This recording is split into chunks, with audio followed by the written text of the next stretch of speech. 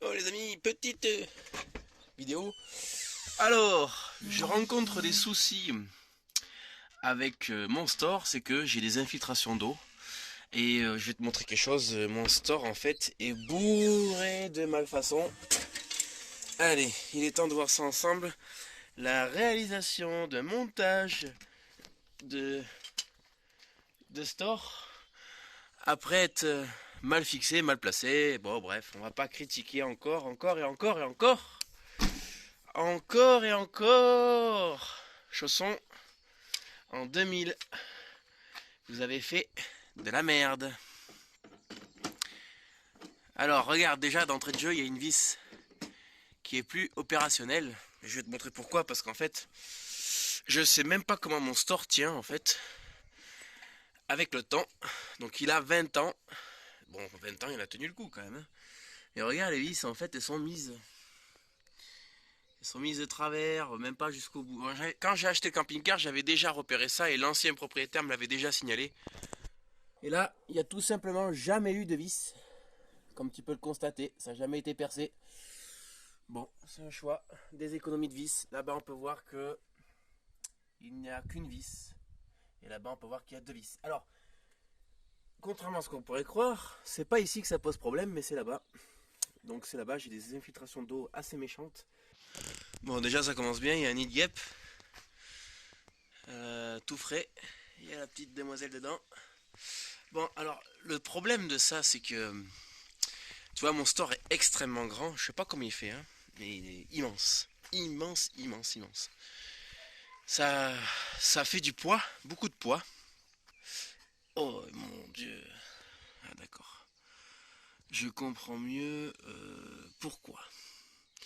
Je comprends mieux pourquoi, en fait, ils ont pas mis de vis. Donc, en fait, ils ont pas mis de vis parce que quand ils ont monté le store à l'époque, ils ont dû pré-percer. Et puis, quand ils se sont rendus compte que tout simplement, ouais, c'est exactement le même problème là-bas. Alors, voyons voir. Bon, alors déjà la guêpe, elle va me piquer. J'en sais rien. Bon, on va pas la déranger. Je suis trop près. Elle me regarde bien, hein. Ouais. Et donc, on va voir par là. Ah, on y voit mieux. Ouais. Bon. Donc là, tu vois que il s'est décollé en fait, hein. Il est en train de se barrer là. Et je crois même que j'ai des infiltrations avec le milieu là-bas. Ça, c'est pas bon signe. C'est pas bon du tout, du tout, du tout, ça. Donc, tu vois, il bouge beaucoup. Il va falloir travailler sur le store avant cet été.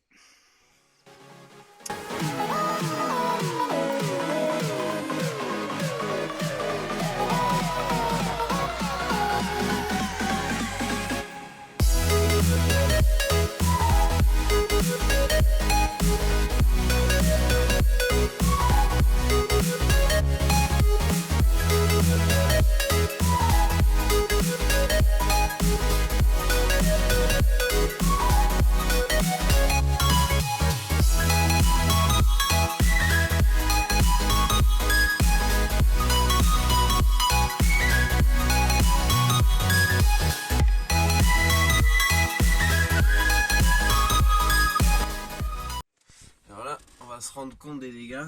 Comme tu peux voir, c'est comme ça que je m'en suis aperçu. Donc, la cloison a l'air saine en fait, hein. Là, on peut voir que déjà ils ont fait un premier trou et ils se sont trompés en fait. Donc, ils ont été pas très malins parce que du coup, ils ont. Voilà, donc c'est tout humide et je pense que c'est tout pourri. C'est mort. Donc, c'est mort. Oh là là. Ça, c'est un fléau. C'est un fléau dans les camping-cars. Tu vois, c'est un fléau total. Donc là, il va falloir faire quoi? Il va falloir remplacer le lito. Le lito pour... parce que là, on voit la tôle en fait, hein, derrière. Donc ça c'est quelque chose qui date pas d'aujourd'hui, hein.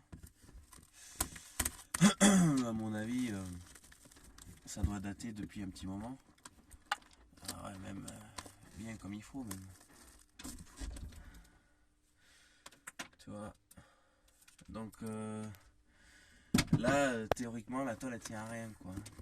Donc, et là, on va avoir le styro dur. C'est vraiment. Ah voilà. Donc là, on a le bois là-bas qui est bon. Donc c'est que cette partie qui est foutue. Donc ça, c'est pas très grave d'abîmer ça, parce que j'ai ça à faire d'ailleurs. Donc du coup, une rustine et avec de la toile de verre, et voilà quoi. Donc là, ça va être le remplacement du lito. Donc il va falloir arracher tout ce qui est pourri. Donc là, j'ai essayé d'arracher ça là, qui est juste siliconé. Voilà, tu vois, ils ont juste mis une vis. Ils ont fait n'importe quoi. Voilà ce qu'on peut trouver en fait avec le camping-car, c'est fréquent quoi. Alors là, on peut voir qu'il y a 2 litos. Alors ça, c'est une bonne nouvelle parce que du coup, en fait, au niveau boulot, je vais dégrafer ici et je vois que ce lito il est bon, en très bon état, et je vais remplacer le lito qui est pourri ici. Voilà. Donc les dégâts, en fait, ça va, c'est pas. Donc là, je vais arrêter de déchirer l'espèce de toile de jute là. Voilà. Donc là, le but, c'est de retirer tout ça. Donc normalement, vu que c'est pourri, ça va venir à la main sans problème. C'est un peu solide. Visiblement, c'est pas si pourri que ça. Enfin, c'est un problème qui devait. Ça c'est le genre de truc qui ça devait faire 3-4 ans que ça devait être comme ça. Bon, le lito placé. Un coup de styro dur sur le dessous. Enfin, de styro dur, un coup de mousse expansif dessous. J'y mettrai une plaque, voilà, dessus pour fermer le tout. Et le renfort que qu'on avait prévu. Donc du coup, ça va être vraiment solide. Alors attends, c'était comme ça. Ça va être vraiment solide et ça ne bougera plus du tout. Voilà. Bon, la nuit est tombée, donc tu vois, j'utilise des grandes vis, les vis d'origine et les vis que je vais mettre. Donc j'utilise pourquoi des grandes vis? Parce que tout simplement parce que je veux bien transpercer le bois, tu vois. Donc voilà quoi. Donc je vais pas filmer là parce que je sens que je vais rater à une main. Je vais rater le business. Donc je vais pas tenter le coup là. Allez, je vous reprends. Bon, ce qui est important, c'est que ça plaque à fond. De toute façon, dans le principe, ce système pour le camping-car, c'est à l'époque, il faisait un rail et un joint et du Sika, espèce de chewing-gum là. Ça dure pas avec le temps. Au bout de 10 ans, ça marche plus quoi. Au bout de 10 ans, c'est plus du tout efficace. Donc là, tu vois, c'est le dip étanche et un peu de mastic et un peu de tout, tu vois. Et moi, je mets du mastic toujours dans les rails. Toujours, je mets du mastic parce que déjà, ça s'enlève super bien. Et ça fait vraiment son job, ça rend étanche. Et donc, ce qu'il fallait surtout, c'était ici, là. Faut bien regarder que ta tôle vient pas s'enfoncer dans le. Tu vois, il faut que ça appuie vers l'extérieur. Il faut que ça appuie par-dessus. Tu vois. Donc voilà. La pression qui est exercée par-dessus, ça compresse le joint en noir qui est là. Et le fait que ça appuie vers l'extérieur, ça compresse le joint qui est ici. Voilà. Donc là ici, tu as les fameux 3 trous. Je ne sais pas pourquoi ils ont fait 3 trous ces abrutis. Tu vois. Franchement, 3 trous. Mais pourquoi 3 trous? Ils ont vraiment mal monté le store, hein, je te le dis. Hein. Donc le premier perçage qu'ils ont effectué, ils se sont rendus compte que ça allait pas. Là on voit le bois tout neuf là derrière, tu vois, ça c'est le bois qui est tout neuf. Donc voilà, donc c'est impeccable. Bon voilà nettoyé, donc là on est prêt à en coller. Alors il y a quand même un petit souci avec l'histoire de colle, c'est que bon ça colle pas sur l'aluminium. Hein. Donc n'importe quel Sika ou quoi que ce soit, ça colle pas. Dès que tu commences en fait à le décoller, ou que tu exerces une pression, ça se décolle tout seul, tu vois. Alors bon, écoute, on va tenter le coup, hein, et puis on verra ce que ça donne, quoi. Sinon ça, je sais pas, je me pose la question si le fait de mettre un joint torique est pas mieux que mettre du silicone. Voilà, parce que le joint torique, au moins, lui, il risque pas de se décoller vu qu'il fait pression. Tu vois, j'ai pensé à mettre des joints toriques comme ça.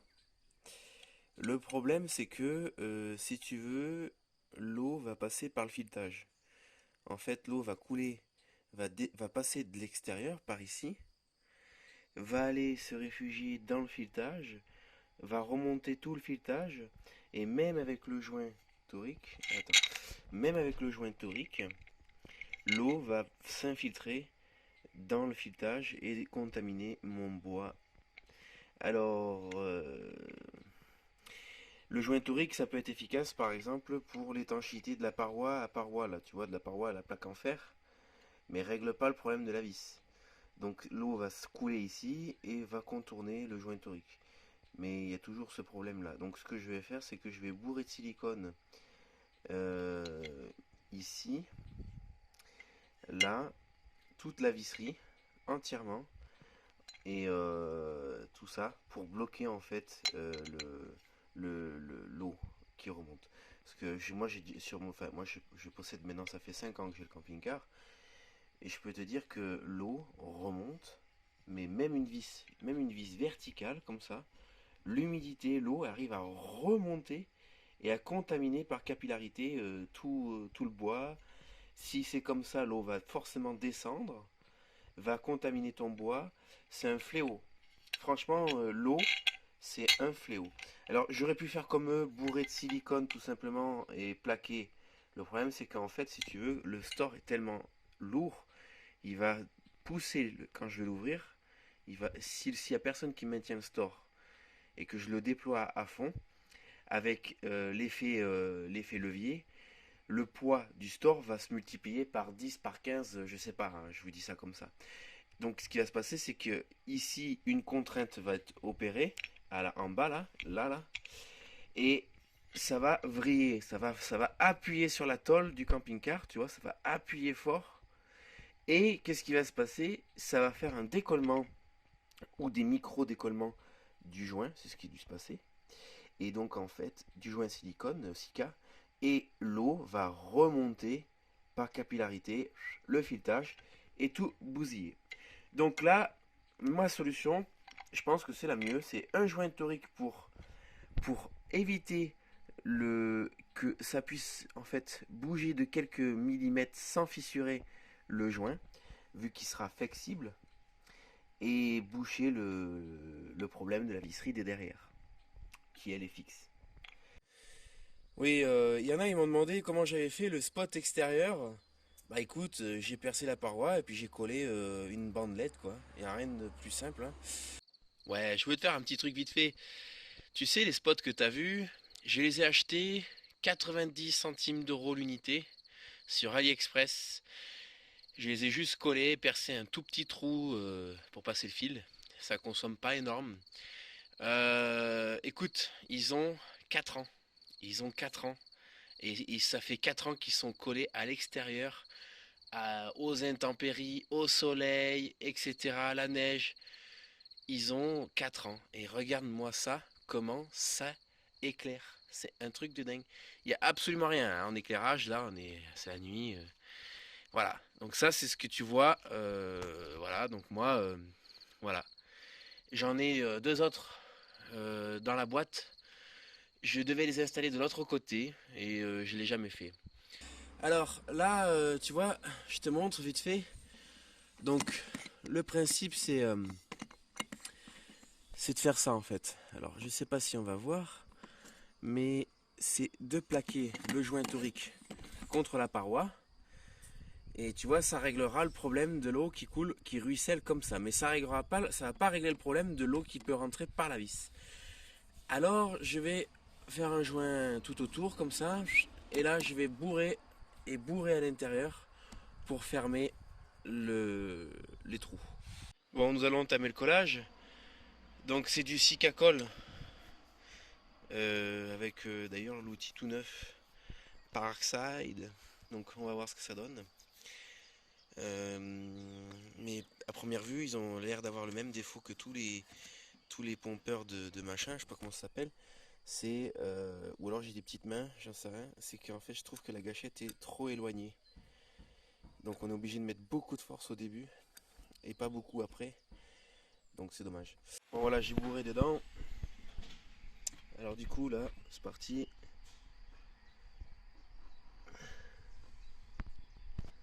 Voilà. Oh, je suis le roi du silicone à m'en mettre partout. Mais alors pour l'appliquer, je galère à chaque fois quoi. Mais pour en avoir sur moi, j'en ai partout à chaque fois. Tu peux y aller, hein. Je veux pas. Mais bon. Bon, mais voilà. Donc du coup, la réparation. Bon, après un petit coup de tapisserie, nickel chrome, ça se verra plus. Bon, j'ai lissé mon joint comme je pouvais. Écoute, hein, c'est pas très jojo. Hein. Et ça, une fois sec, je l'enlève à la main en fait. Hein. J'ai mis un coup là aussi. Et ça, c'est la connerie de tout à l'heure que j'enlèverai une fois sec, simplement quoi. Ok, j'ai réussi à le décoller. Et non, en fait, c'était un joint de Sika. Mais celui-là, apparemment, il a quand même fait son taf. Tu vois, le souci là du montage en fait, hein, qu'ils ont fait, c'est juste tout simple, c'est que c'est ce que je t'expliquais, ils ont corrigé le problème de l'écoulement de l'eau ici, mais ils n'ont pas réglé le problème de la vis. Tu vois, l'eau qui rentre par là et qui vient s'infiltrer au fond. Parce que quand la plaque est plaquée comme ça, l'eau, elle peut ruisseler comme ça sur le bord, mais elle se met ici en fait, via la plaque en fait, hein, elle se met ici et vient rentrer dans le camping-car. Voilà, voilà. Même s'il y a un bord et que c'est protégé, ça a marché pour les trois. Et le 4. Aïe, putain, je comprends pas pourquoi je reçois le jus sur ce putain de camping-car avec quand il est branché comme ça. Je reçois le jus sur les bras, pas sur les mains, mais sur les avant-bras. C'est bizarre. Pourtant, il y a la masse, il y a tout. Hein. Tu vois, c'est pareil. Le joint en silicone, ça se décolle en 2 secondes, tu vois. Ça tient pas. Il suffit juste une toute petite pression et tout se décolle. Ça tient pas.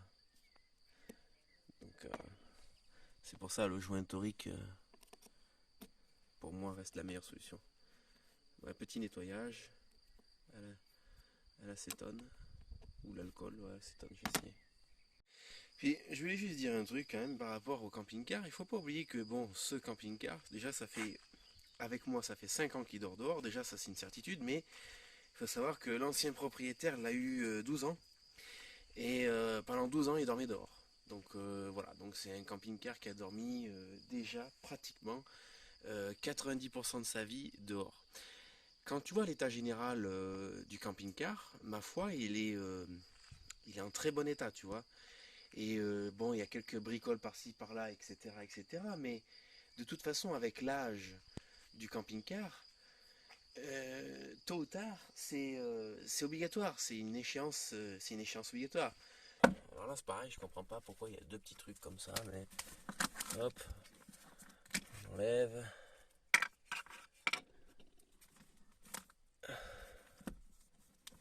Ah, ils avaient fait pareil que moi.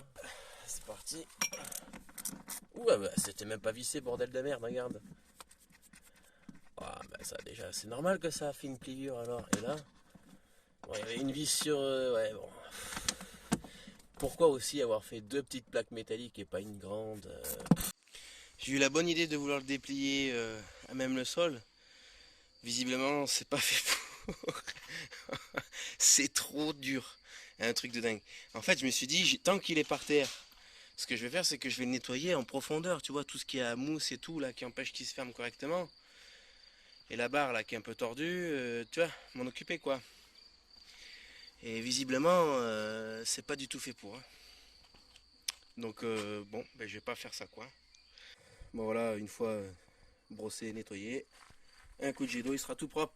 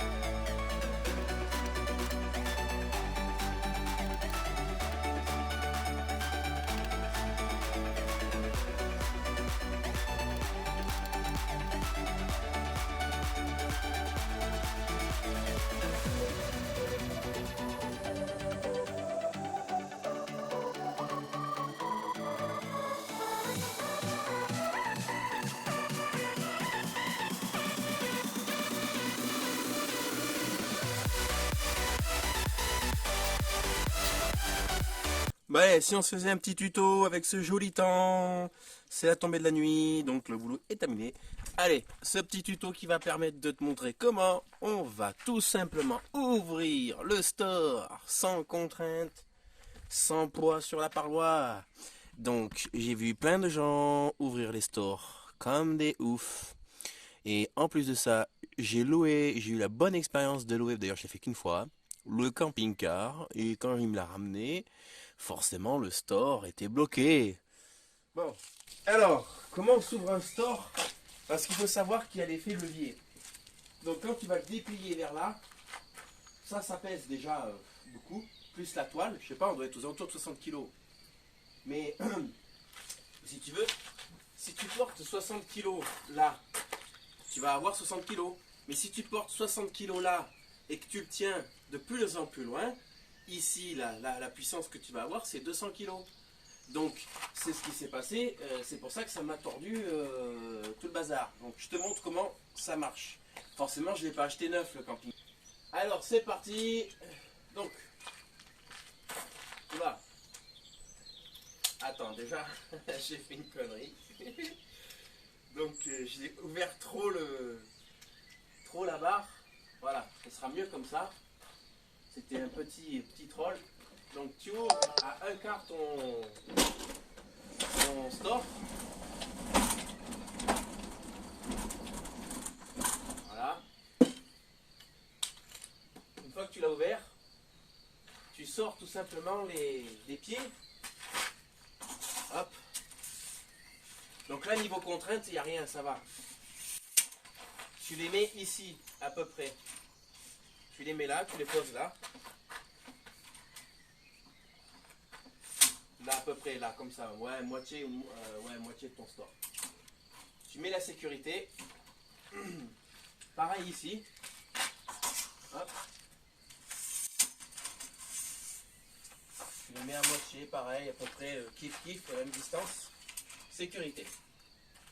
Tu déplies. Donc le poids qui est ici va aller sur les pieds. Que si j'avais attendu et que j'avais descendu le store beaucoup plus bas, là on aurait une pression énorme.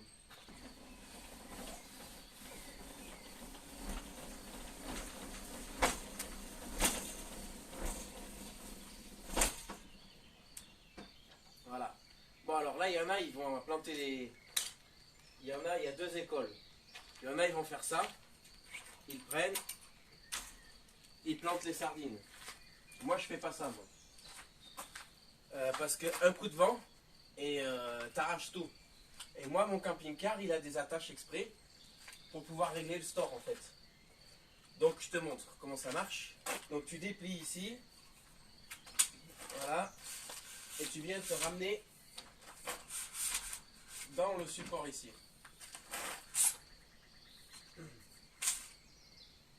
Donc tu le lèves, ça monte, ça descend en fait. Tu mets le bas d'abord et tu fermes. Tu remontes le store parce que là il est trop bas. Voilà, sécurité. Plus de problème. Tu lèves. Tu enlèves la sécurité.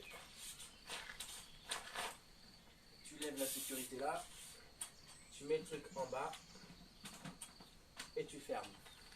Tu remontes le store, voilà, à peu près de niveau, et tu mets la sécurité et puis voilà. Donc là c'est terminé. Ben mon store c'est un 5 mètres. Alors maintenant qu'on l'a sorti, qu'on l'a mis, on s'en est servi, là on part dans la situation, le remettre. Mais là c'est pareil, donc du coup, tu le prends, hop, tu lèves la sécurité, tu prends ça là, tu le montes vers le haut, et tu l'inclines vers le bas. Et ça le sort de son logement sans forcer, sans rien. Sinon ça sort pas en fait. Tu le mets à moitié. Tu le descends, il est trop haut. Tu le descends de moitié. Voilà, à peu près, même un peu plus bas. Là. Voilà. Tu lèves. Tu lèves ici et tu descends. Et tout sort. Là, tu lèves la sécurité. Tu mets à moitié, à peu près là. Tu mets de niveau, à peu près. Alors moi, il n'y a rien de niveau ici, donc je sais pas si c'est de niveau. Parce que, en fait, on est en pente. Là, là c'est plat, là ça monte, une pente, et là ça monte de ce côté. C'est pas de niveau du tout ici. C'est très compliqué de vous faire la vidéo, mais parti. Donc là, la contrainte, elle est ici. Ici, là, sur le bras, pas de contrainte, pas de poids et pas de pression. La toile tendue, donc du coup elle sera tendue d'ailleurs aussi. On renvoie tout dans le store et là normalement il n'y a aucun problème, tu peux y aller direct.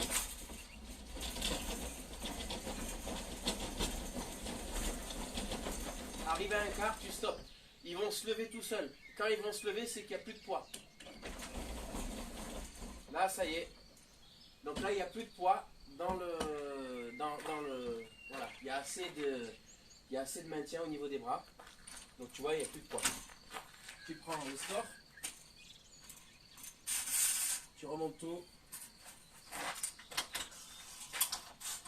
Là, tu l'enclenches dedans, tu ne te trompes pas de sens surtout parce que sinon ça va bloquer le store. Et là tu mets et voilà. Et maintenant tu renvoies le store entièrement dans son logement. Terminé. Tu ranges la baguette et puis voilà. Surtout tu la perds pas.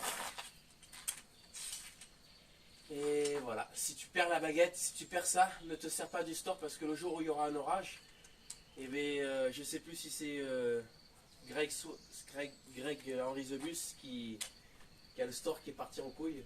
Je me rappelle plus qui c'est qui a eu ça. Et ça arrache tout quoi. Bah voilà, terminé. Tuto du store. Ciao tout le monde, abonnez-vous et mettez des commentaires si vous avez une solution plus rapide que la mienne.